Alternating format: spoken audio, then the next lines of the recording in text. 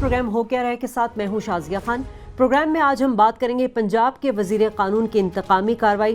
پنجاب کے وزیر قانون حادثاتی موت کو سیاسی رنگ کیوں دے رہے ہیں؟ خود وزیر قانون کی پنجاب میں کیا کارکردگی رہی ہے؟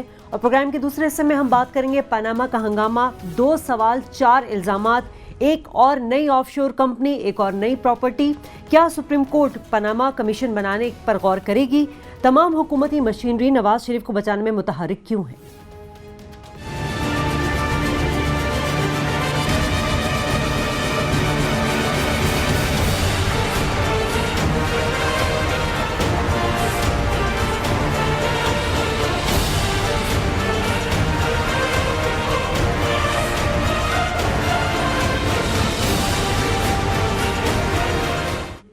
ناظرین، جمہوری نظام حکومت میں اگر نظام کمزور ہو جائے تو پھر ہمارا جو سسٹم ہے وہ اس میں ہمیں ہر جگہ کمزوری ہی نظر آتی ہے، اور یہی افسوس کے ساتھ ہمیں کہنا پڑ رہا ہے کہ پنجاب حکومت اور ان کے وزیروں مشیروں میں بھی ہم نے یہی کمزور رویہ دیکھا ہے۔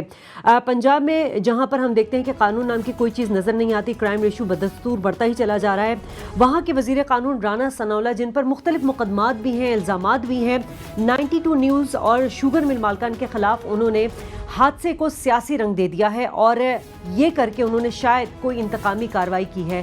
غالباً 92 نیوز نے ایک رپورٹ چلائی تھی کہ فیصل آباد میں ان کے ڈیرے، غیر قانونی ڈیرے کے متعلق تو نظر تو یہی آتا ہے کہ اپنی چیزوں کو چھپانے کے لیے، اپنے آپ پر سے پردہ ڈالنے کے لیے شاید یہ انتقامی کارروائی کی۔ اسی پر بات کریں گے، میرے ساتھ موجود ہیں ایاز امیر صاحب اور ڈاکٹر فاروق سلیم، آپ دونوں کو السلام علیکم۔ یہ طرز حکمرانی ڈاکٹر صاحب کیا ہے کہ آپ اپنے چیزوں کو دیکھتے نہیں، اپنی کارکردگی کو دیکھتے نہیں، اور چھپانے کے لیے آپ آواز دباتے ہیں میڈیا کی؟ دیکھیے شازیہ، چینل 92 کے ساتھ 2 بہت بڑی پرابلمس ہیں۔ پہلی پرابلم تو یہ ہے کہ جس قسم کے صحافی اکٹھے ہوئے ہیں چینل 92 کے پلیٹ فارم میں، وہ بڑے ہارڈ ہٹنگ ٹائپ کے صحافی ہیں۔ اب آپ رؤف کلاسرا صاحب کا بات کر لیجئے، عامر متین صاحب، ڈاکٹر دانش صاحب، کوئی بھی حکومت غلطی کر دے اس کو چھوڑتے نہیں ہیں۔ حکومت کی کوئی بھی غفلت ہو وہ عوام کے سامنے لازمی طور پہ وہ لے آتے ہیں۔ ایک تو ایشو یہ ہے کہ یہ ٹیم ساری جو اکٹھی ہوئی ہے، آپ ساروں کو دیکھ لیں، ان میں بڑی ہارڈ ہٹنگ ٹائپ کی ٹیم ہے۔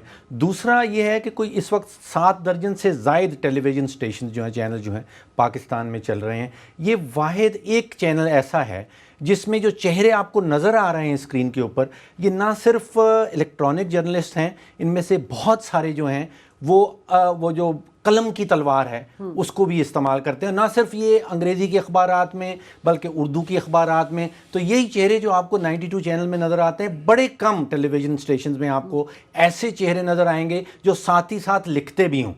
تو یہ 2 بڑے ایشوز ہیں، یہ حکومت کے پیچھے رہتے ہیں، اخبار میں چلے جائیں، ٹیلی ویژن پہ چلے جائیں۔ پھر ایک ہم نے دیکھا ہے کہ خاص طریقہ واردات ہے حکومت پنجاب کا۔ اگر کوئی ان کو شیشہ دکھانے کی کوشش کرے، اگر کوئی سچ ان کے سامنے رکھنے کی کوشش کرے، تو پہلی کوشش تو ان کی ہوتی ہے کہ کسی طرح خرید لیا جائے ان کو۔ پھر دوسری کوشش جو ہے، پھر وہ ایک 2 دھاری تلوار شروع ہوتی ہے۔ ایک طرف آپ کے اوپر کرمنل قسم کے کیسز آ جائیں گے، آپ فوراً سامنے نظر آنے لگیں گے، اور دوسری طرف جو آپ کا کاروبار چل رہا ہے اس کا کسی طرح سے گلا گھونٹنے کی کوشش کی جائے گی، یعنی کہ آپ کی جو فائنینشیل پائپ لائن ہے، اب یہاں پہ جو فائنینشیل پائپ لائن ہے مالکان کی، اس کو کسی طرح سکویز کرنے کی کوشش کی جا رہی ہے۔ ساتھ ہی ساتھ کرمنل کارروائی کا بھی ڈراوا ہوگا، اور ساتھ ہی ساتھ آپ کے کاروبار کو بھی گلا گھونٹا جائے گا۔ تو یہ ان کا طریقہ واردات رہا ہے۔ یہ باقی ٹیلی ویژن اسٹیشن کے ساتھ بھی اسی قسم کا سلوک کر چکے ہیں پہلے۔ ٹھیک ہے ایاز صاحب، سیاست دانوں کا اصل کام تنقید برداشت کرنا ہوتا ہے، ایک جمہوریت کی خوبصورتی جسے ہم کہتے ہیں۔ یہ جمہوریت کے سو کال دعوے دار لوگ جو ہیں، وہ ذرا سی اپنی خلاف رپورٹ کو برداشت نہیں کر سکے، اور پھر یہ انہوں نے ایک حرکت کی ہے۔ اگر ڈیرے پر کوئی غیر قانونی کام تھا یا کوئی ایسی بات تھی، آپ الزامات کا ثبوت دیتے اور آپ منہ بند کرا دیتے۔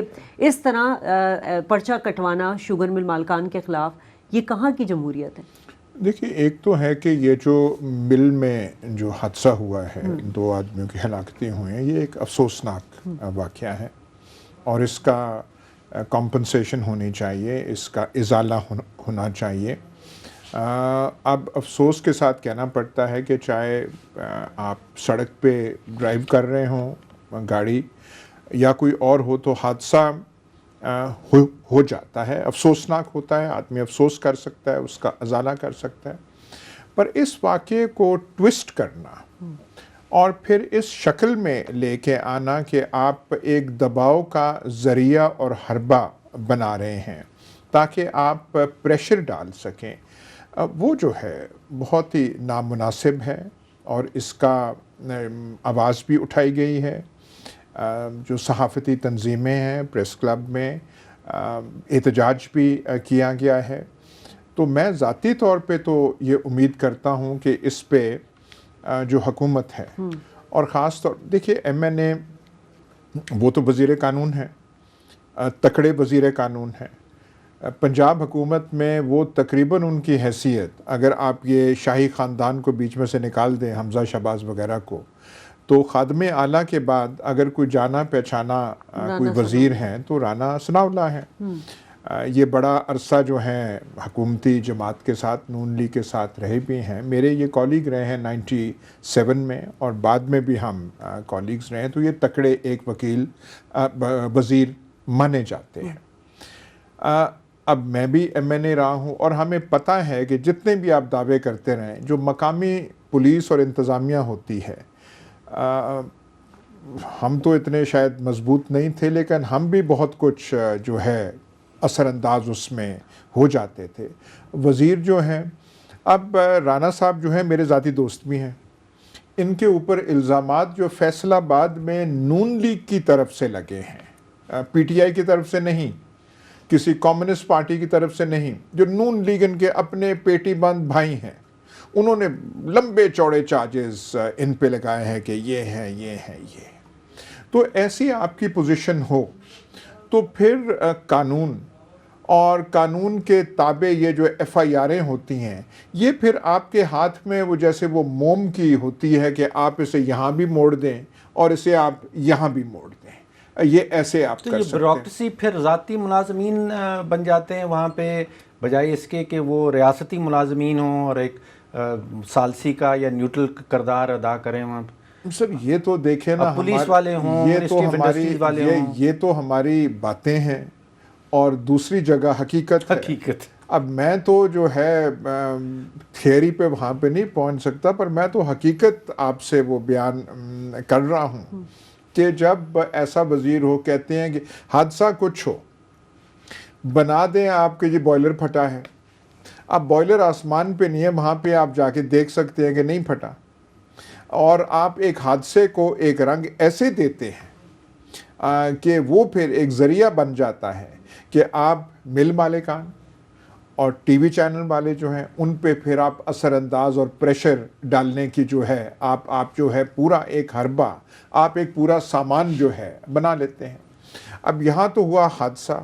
ایاز صاحب، وہ جو بوائلر والا معاملہ آپ نے کہا نا، بوائلر پاکستان میں پورا ایک رجسٹریشن کا نظام ہے، منسٹری آف انڈسٹریز کے تحت آتا ہے۔ آپ جب بوائلر لگاتے ہیں اس کا ایک ریگولر انسپیکشن ہوتی ہے، ایک بوائلر انجینئر ہوتا ہے جو آتا ہے، اس کی انسپیکشن دیتا ہے، آپ کو سرٹیفکیٹ دیتا ہے۔ میرا پہلا رد عمل جب مجھے یہ پتہ چلا تو میں نے کہا کہ وہ جو بوائلر والے کی رپورٹ ہے وہ کسی طرح سامنے لائی جائے۔ اب وہ بوائلر نے رپورٹ ایشو کی ہے کہ یہ 200 میٹر دور تھا، یہ بوائلر کے پاس حادثہ نہیں ہوا ہے۔ نہیں ہوا، لیکن اسے توڑ مڑوڑ کے اس طرح کا یہ بنایا جا رہا ہے۔ دیکھیں نا، میں اب اس میں پوائنٹ سکورنگ نہیں کرنا چاہتا، لیکن لا محالہ یہ بات آتی ہے، ماڈل ٹاؤن میں 14 بندے مر جاتے ہیں، 60-70 کو گولی لگتی ہے، اس کا بنا کیا، اس کی نوعیت کیا ہے، وہ کیس کہاں ہے، جسٹس باقر نجوی کی رپورٹ کہاں ہے؟ وہ حادثہ نہیں تھا، وہ تو سوچی سمجھیے۔ سر میں وہی کہہ رہا ہوں کہ جب 14 آدمی مر جاتے ہیں، اس کا آپ کو کوئی پتہ نہیں کیا ہوا ہے۔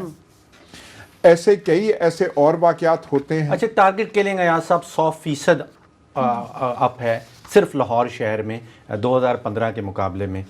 نومبر کے مہینے میں 59 مرڈر ہوئے ہیں، یعنی کہ روز کا تقریباً آپ سمجھیں کہ 2 ہو رہے ہیں۔ اگر جنوری سے نومبر تک کا ڈیٹا دیکھیں تو 419 قتل ہو چکے ہیں۔ اس تیز رفتاری سے یہ حادثات نہیں ہیں، یہ تو اب جرائم پیشہ کاروائیاں ہو رہی ہیں، آپ ان کے اوپر توجہ نہیں دے رہے، آپ حادثات کو ایک سیاسی رنگ دینے کے اوپر ساری توجہ صرف کر رہے ہیں۔ سر دیکھیے، میں جو ہوں اس بحث میں پڑھنا نہیں چاہتا ذاتی طور پہ کہ یہ ہوا، میں نے وہ بھی غیر ارادی طور پہ ماڈل ٹاؤن کا بھی میں نے ذکر کر دیا، پر میں اس وہ جو ہے یہ نہیں کہ جی آپ نے یہ کیا، آپ یہ کر رہے ہیں، یہ جو یہاں پہ فیصل آباد میں اس انسیڈنٹ کو ترور موڑ کے پیش کیا جا رہا ہے، یہ افسوسناک بہت افسوسناک ہے. اور اس کا مقصد ہے کہ اختلاف رائے جو شائع کر رہے ہیں، جو آپ کو شیشہ دکھا رہے ہیں، وہ نہ کر پائیں. بالکل آئینہ دکھا رہے ہیں، اس وجہ سے برا مان رہے ہیں صاحب. بالکل پولیٹیکل وکٹمائزیشن نہیں ہونی چاہیے، خاص طور پہ جمہوری طرز حکمرانی میں بہت بڑی بات ہے اور بہت لمحہ فکری ہے. بہرحال ناظرین، یہاں بریک لیں گے، بریک کے بعد واپس آئیں گے تو پھر بات کریں گے پاناما کے ہنگامے کے حوالے سے کہ جو منی ٹریل کا کنیکشن ہے وہ صرف 2 سوالوں پر جا کر ختم ہو رہا ہے، اور وہ 2 سوال کیا ہے، اس پر بات کرتے ہیں بریک کے بعد.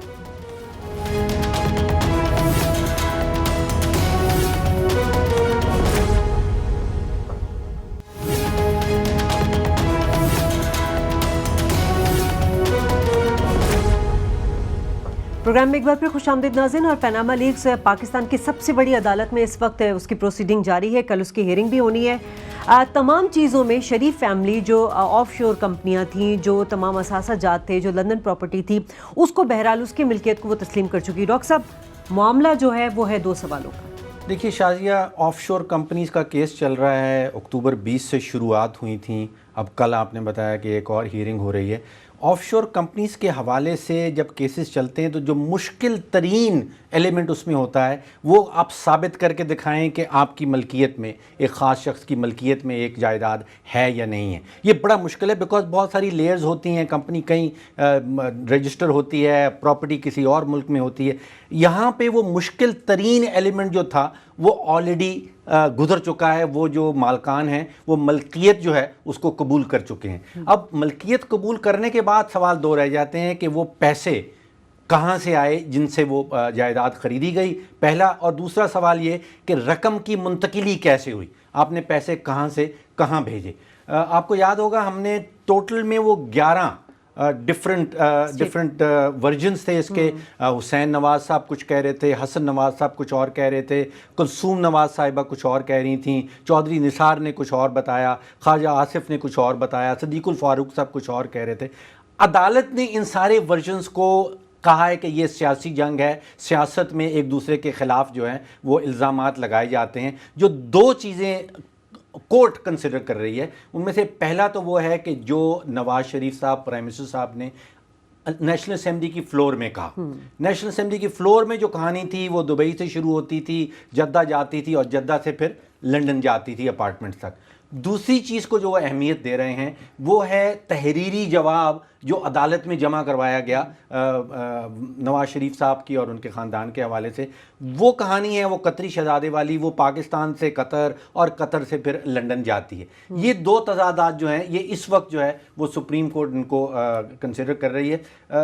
الزامات جو آپ نے 4 میجر الزامات جو لگائے جا رہے ہیں، پی ٹی آئی کی طرف سے لگائے جا رہے ہیں، ان میں سے ایک تو کہہ رہے ہیں کہ وزیر اعظم صاحب جھوٹ بول رہے ہیں. یہ وہ الزام لگا رہے ہیں، اب آگے سپریم کورٹ کا کام ہے اس کو ایسرٹین کرنا. اور دوسرا وہ کہہ رہے ہیں کہ نان ڈسکلوجر، کہ غیر آپ نے انکشاف نہیں کیا، آپ کے ساتھ جات تھے ان کا انکشاف کرنا ضروری تھا. تو یہ تو پروبیبلی سول سائٹ پہ جاتے ہیں، آپ کو ایویڈنس زیادہ سے زیادہ یہاں پروونگ بیونڈ ریزنیبل ڈاؤٹ والا معاملہ نہیں ہے. جو دوسرے 2 الزامات ہیں وہ ٹیکس کی چوری ہے، منی لانڈرنگ ہے، اس کے اوپر آپ کو بیونڈ اینی ریزنیبل ڈاؤٹ جانا پڑے گا. اچھا ایک چیز خیال رکھیے کہ یہ سپریم کورٹ نے از خود نوٹس، وہ آرٹیکل 184 کا ہمیشہ ہم جب ذکر کرتے ہیں تو یہ عوامی اہمیت کا انہوں نے کہا یہ کیس ہے اور اس کو ہم از خود نوٹس لے رہے ہیں. اب 2 نئی چیزیں سامنے آئی ہیں شادیہ پچھلے کچھ ہی دنوں میں. ایاز صاحب، ایک تو ایفیڈیوٹ جو اکرم شیخ صاحب نے جمع کروایا، اس میں ایک کومبر گروپ انکارپوریٹڈ، ایک نئی آف شور کمپنی جو ہے وہ انہوں نے خود سے جمع کروائی ہے سپریم کورٹ میں. مجھے سمجھ نہیں آتا کہ 2 پہلے وہ نیلسن اور نیلسن کا ذکر چل رہا تھا، اب یہ ایک تیسری بھی سامنے آ گئی ہے. اور ایک آپ نے اگر غور سے دیکھیں کہ جو حسین نواز صاحب انٹرویو دے رہے تھے اس میں انہوں نے ایک اور پراپرٹی کا بھی ذکر کیا، اگر وہ آپ کے پاس. بالکل ناظرین، 11 اسٹیٹمنٹ کی ڈاکٹر صاحب نے بات کی، لیکن حسین نواز نے جو اپنے پراپرٹیز کے بارے میں بات کی ہے، آئیے ہم پہلے آپ کو وہ سنواتے ہیں. ایک تو وہاں پہ جو ہے پراپرٹیز ہیں جو پارک لین اپارٹمنٹس ہیں، وہ الحمدللہ میں نے خریدے تھے. ٹھیک ہے جی، 2 اپارٹمنٹس ہیں وہاں پہ جو ہے نا پارک لین میں، جنہیں میں نے خریدا، اور وہ ایک ٹرسٹ بیسیکلی اس کو اون کرتا ہے. اور وہ ٹرسٹ جو ہے وہ میری بہن مریم کے نام سے ہے. اس کے علاوہ ایک اپارٹمنٹ نہیں بلکہ گھر جو ہے وہ کسی اور جگہ پہ ہے جو ہے نا میرے پاس, اور وہ بھی جو ہے نا ایک ٹرسٹ بنا ہوا ہے جو اس کو اون کرتا ہے, اور اس کی ٹرسٹی جو ہے وہ میری والدہ صاحبہ ہیں. انہوں نے 12,000 امارتی درہم انویسٹمنٹ کمپنی میں انویسٹ کیے, وہ گرو کرتے رہے, اور یہ فلیٹ تو پینٹ ہے اس کی. ناظرین آپ نے دیکھا کہ خود دونوں نے حسین نواز نے بھی اور ان کے جو وکیل ہیں اکرم شیخ, انہوں نے بھی اسٹیٹمنٹ دی ہے خود, اور یہ ریکارڈ پر موجود ہے. اس میں شازیہ غور کی بات ہے صاحب, جو آخر والا سینٹنس ہے, پہلے والے تو وہ کہہ رہے ہیں کہ ہمارے اپارٹمنٹس ہیں پارک لین میں, ان کو ہم ایکسیپٹ کر رہے ہیں. کیا بیٹھے پروف کر رہے ہیں, ابھی تک کچھ اسٹیبلش نہیں ہوا. تو وہ کہہ رہے ہیں کہ ایک اور جائیداد بھی اس کے علاوہ ہے. Nothing has been established in the Supreme Court as yet. یہ ڈاکیومنٹس دے رہے ہیں, جیسے ڈاکیومنٹس پی ٹی آئی والے دے رہے ہیں, جیسے جماعت اسلامی والے دے رہے ہیں.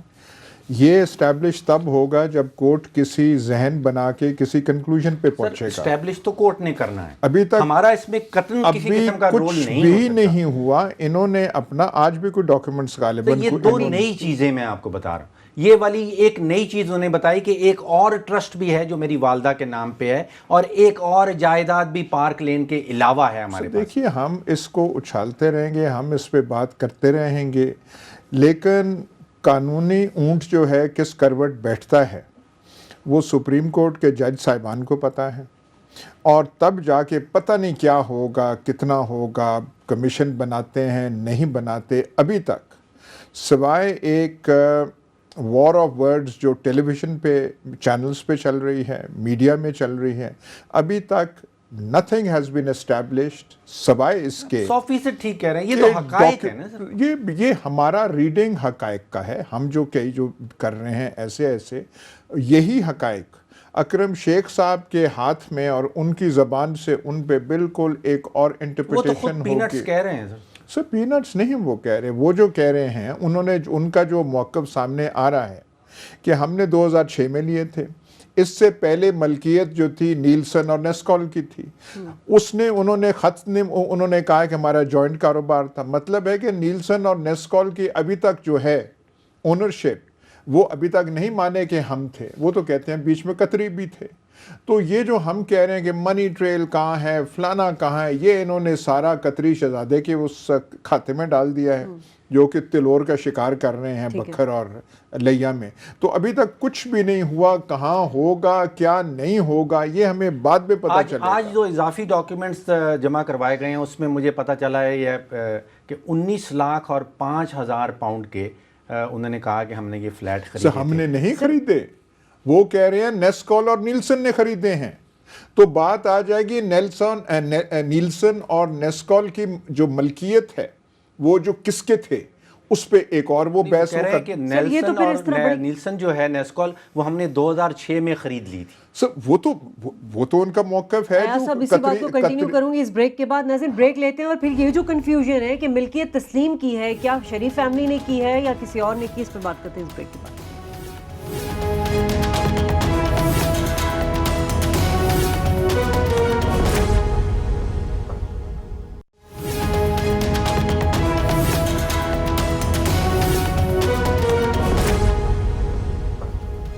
ویلکم بیک ناظرین. اور پناما کیس میں جو سارا معاملہ تھا وہ یہ تھا آف شور کمپنیوں کا جو پراپرٹی کا تھا کہ اس کو آئیڈینٹیفائی کیسے کیا جائے, لیکن شریف فیملی نے یہ پراپرٹیز اور آف شور کمپنیز کو تسلیم کر کے یا تو عدالت کی مشکل آسان کر دی یا اپنے لیے مشکلات پیدا کر لی ہے.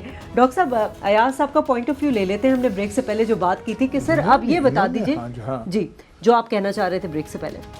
سر وہ جو ڈاکیومنٹس انہوں نے آج بھی دیے ہیں اس میں بھی کہا گیا ہے کہ نیلسن اور نیسکول نے یہ فلیٹس 93-94 میں خریدے تھے, پر وہاں پہ نام آ رہا ہے نیلسن اور نیسکول کا یہاں. اور یہ پھر کہہ رہے ہیں جو انہوں نے پہلے وہ جو کہا تھا قطری وہ جو خط میں جو ہے کہ ہم نے تو یہ ہمارا وہ لین دین جب وہ طے ہوا تو ہم نے اپنے اثاثاجات قطری شہزادے سے تقسیم کیے اور ہمارے حصے میں یہ کمپنیز آ گئیں اور یہ آ گیا, اور وہ 2005-2006 کا بتا رہے ہیں. نیشنل اسمبلی کی فلور پہ کیا کہا گیا تھا نیشنل اسمبلی کی فلور پہ پرائم منسٹر صاحب نے کیا کہا تھا انہی فلیٹ کے بارے میں، انہی وسائل اور انہی ذرائع کے بارے میں؟ سر وہ اس میں تضادات جو ہیں وہ تو کوئی جو ہے وہاں تو قطری شہزادے کا کوئی ذکر نہیں وہاں تھا. تو کوئی انکار اس کا نہیں ہے، پر وہاں پہ جا کے جب قانون جب عدالت کے سامنے ہوگا وہ کیا نوعیت جو ہے اختیار کرتا ہے وہ اور چیز ہوگی کہ وہاں یہ کہ جی آپ نے ہارڈ ٹاک میں ٹم سیباسٹین سے یہ کہا تھا، اب پتہ نہیں وہ خاطر میں لاتے ہیں یا نہیں لاتے، یا وہ جملہ مترجہ وہ بنتا ہے. وہ تو سپریم کورٹ نہیں لا رہا سر لیکن یہ دو چیزیں جو میرا کہنے کا مطلب یہ ہے کہ جو نقطہ جو ہے جس کے گرد یہ گھومے گی ساری چیز وہ یہ ہے کہ 2005 سے پہلے یہ تو طے ہو گیا کہ نیلسن اور نیسکال کی ہے.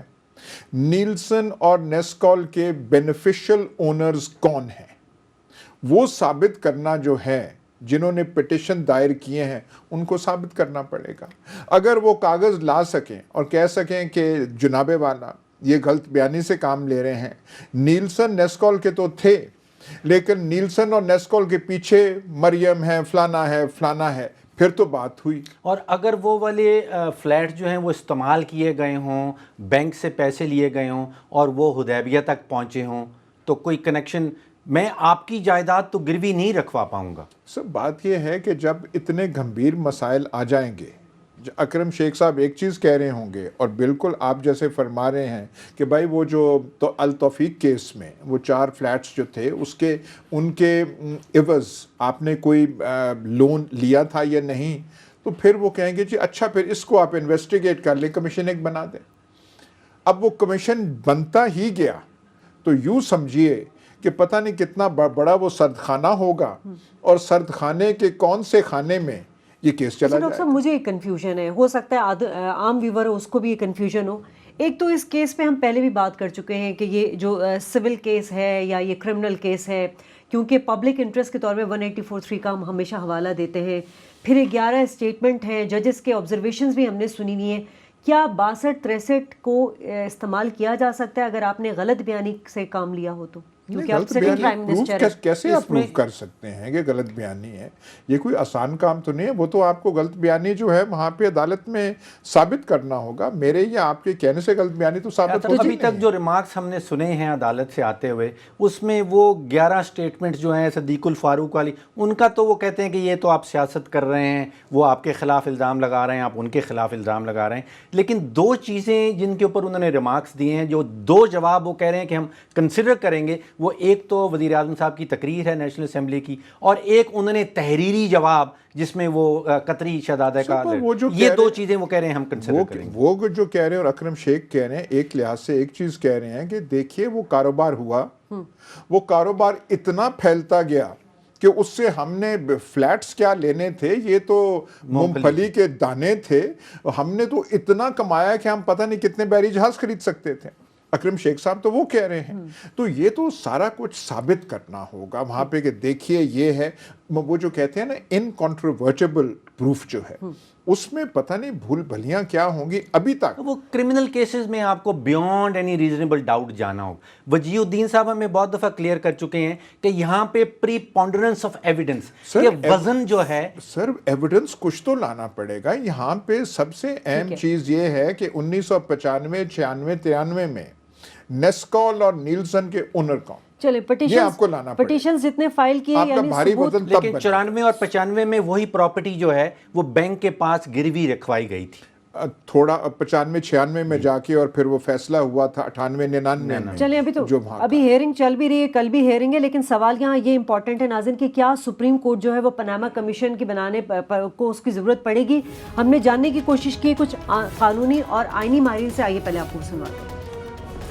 میری اپنی جو رائے ہے وہ تو یہ ہے کہ کمیشن شاید ایک آپشن اچھی ہے سپریم کورٹ کے سامنے، بیکاز جو تحقیقات سپریم کورٹ شاید خود نہیں کر سکتے، وہ اگر کمیشن بنا دیں جس کو یہ اختیارات دے دیے جائیں کہ تحقیقات کر دیں، جو بھی چیزیں گیپس رہ گئے ہیں ڈیفینس میں یا پروسیکیوشن میں، تو وہ جا کے جب تحقیق کر کے ایک رپورٹ پیش کر دیں گے سپریم کورٹ کو، تو زیادہ آسانی ہوگی سپریم کورٹ کے پاس ایک طرف فیصلہ کرنے کا. اس طریقے سے سپریم کورٹ اس کی سنوائی خود کر رہی ہے، تو یہ تو معلوم ہوتا ہے کہ کوئی بہت لمبی چوڑی انویسٹیگیشن کی ضرورت نہیں جس کے لیے کمیشن آف انکوائری بٹھائی جائے.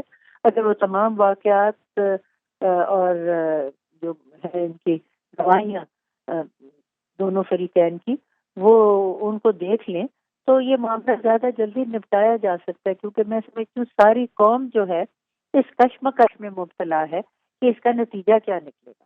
تو اگر ایکوٹ ہو جانا ہے پرائم منسٹر اور ان کی فیملی نے تب بھی تو فوری طور پہ پتہ لگ جانا چاہیے، اور اگر اس کا کوئی منفی نتیجہ نکلنا ہے تو وہ بھی فوری طور پہ ہو جانا چاہیے. اور دوسرے دیگر ممالک میں جہاں پہ اس طرح کی باتیں نہیں ہیں وہاں تو پارلیمان نے ہی وہاں پہ جو بھی فیصلے کرنے سے کر دیا، مثلاً آئس لینڈ میں اور برٹن میں، یونائٹڈ کنگڈم میں. تو ہمارے یہاں بھی سپریم کورٹ کے پاس تو وسیع اختیارات ہیں کہ جو طریقہ کار وہ بہتر سمجھے اس کو وہ اڈاپٹ کر لیں. دیکھیں، جہاں تک میں سمجھتا ہوں اس وقت جو ڈاکیومنٹری مٹیریل کورٹ کے سامنے آلریڈی اویلیبل ہے، اس کی بنیاد کے اوپر پرائم منسٹر صاحب کی ڈسکوالیفیکیشن کا کیس بنتا ہے، اور وہ آرٹیکل 62 63 کے ماتحت سپریم کورٹ کو اس بات کا مجاز ہوگا اگر تو وہ یہ سمجھتے ہیں کہ یہ کیس بنتا ہے کہ وہ ان کے ڈسکوالیفیکیشن کا پروسیس آگے بڑھائیں. یہ تو رہی ایک صورتحال، اس حد تک تو ان کو جانا ہی چاہیے. لیکن سوال یہ ہے کہ معاملات اتنے گہرے ہیں اور اس میں پاکستان کی فرسٹ فیملی انوالوڈ ہے، تو یہ کارروائی کرنے کے بعد جو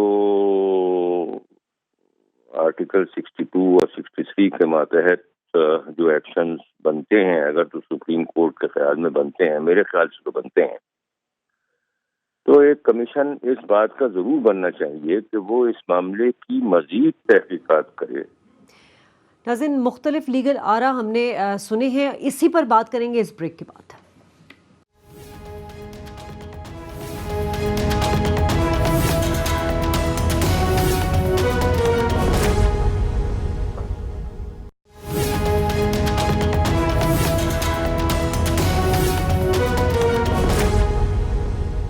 پروگرام میں خوش آمدید ناظرین. عدالت عظمیٰ کے پاس وسیع اختیارات ہیں، اور ہم نے بریکس جانے سے پہلے جو ہے قانونی اور آئینی ماہرین سے سوال پوچھا تھا کہ کیا سپریم کورٹ کو پاناما کمیشن بنانے کی ضرورت پڑے گی یا نہیں. ڈاکٹر صاحب، ہم اس بارے میں تو پہلے بھی بہت دفعہ اس پہ بات کر چکے ہیں. اس وقت جو لارجر بینچ سماعت کر رہا ہے، اور سب سے مین جو چیز وہی بات ہے کہ منی ٹریل کے لیے جو ہے وہ جنہوں نے پٹیشن دائر کی ہوئی بھی ہے اس پہ بھی فوکس کیا جا رہا ہے.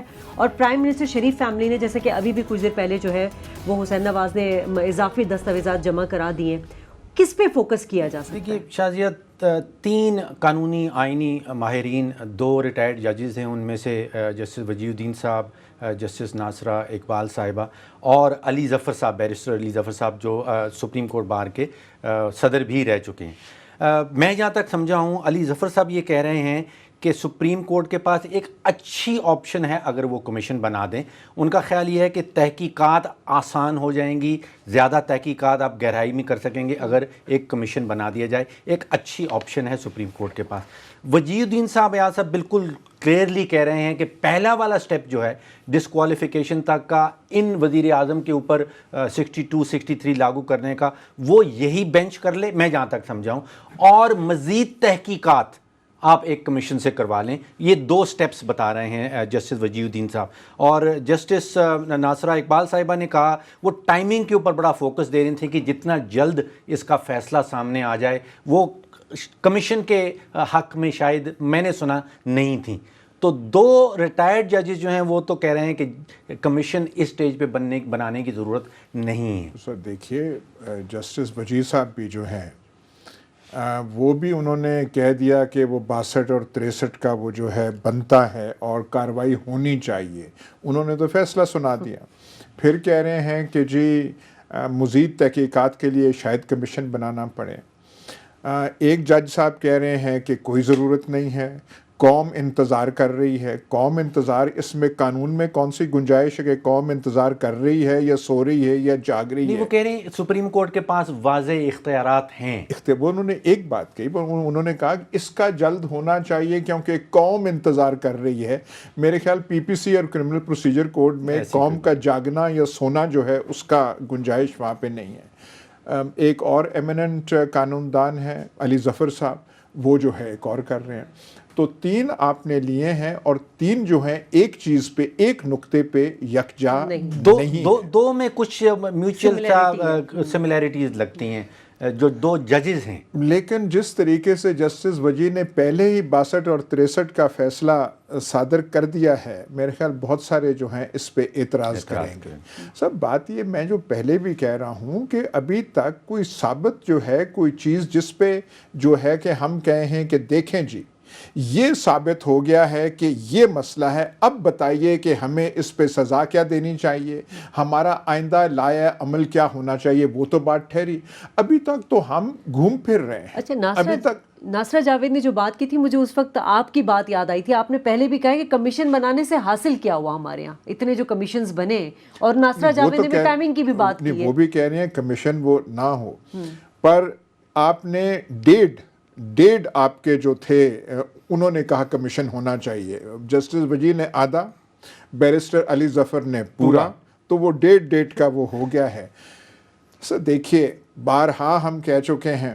اچھا، میں یہاں پہ 2 اور 1 دیکھ رہا ہوں سر بجائے دیکھیے ڈیٹ. ڈاکٹر صاحب، گورنمنٹ ہوتی پیپلز پارٹی کی، یہ میں کئی دفعہ کہہ چکا ہوں.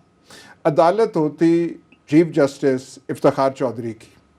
تو نہ یہ نیسکال نیلسن تک پہنچنا تھا، نہ کچھ فیصلہ ہو گیا ہوتا، اور ایک عدد وزیر اعظم گھر جا چکے ہوتے. یہ حکومت اور ہے اور حالات اور ہیں. میں ججز کے بارے میں، یہ کورٹ کے بارے میں ظاہر ہے میں کچھ رائے دے نہیں سکتا، نہ وہ مناسب ہے.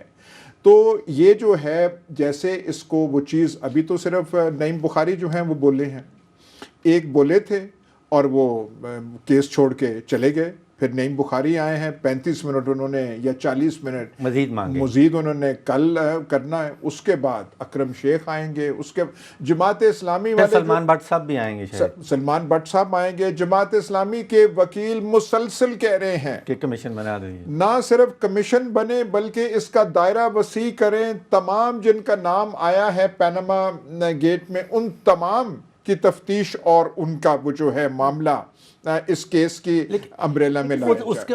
ان کے حوالے سے سپریم کورٹ کے جو ریمارکس آ رہے تھے وہ ان کے حق میں نہیں تھے. سر دیکھیے، میں ریمارکس کی جو بات ہے، جس دن افتخار چودھری صاحب کے ریسٹوریشن کی بات ہوئی تھی تو رمدے صاحب اس بینچ کو ہیڈ کر رہے تھے.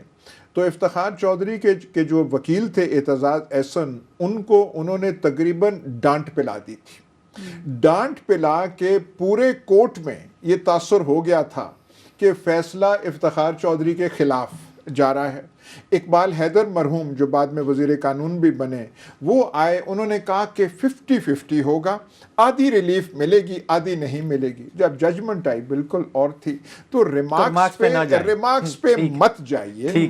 یہ جو ہے کہ جیسے ہے، اگر وہ ایسی اتنی وہ سمپل. ایک تو سوال یہ ہے کہ سپریم کورٹ کیا پبلک انٹرسٹ میں جو اس کیس کی ہیئرنگ کر رہا ہے، تو کیا وہ خود فیصلہ نہیں دے سکتا جیسے کہ ماضی میں ہم نے دیکھا ہے؟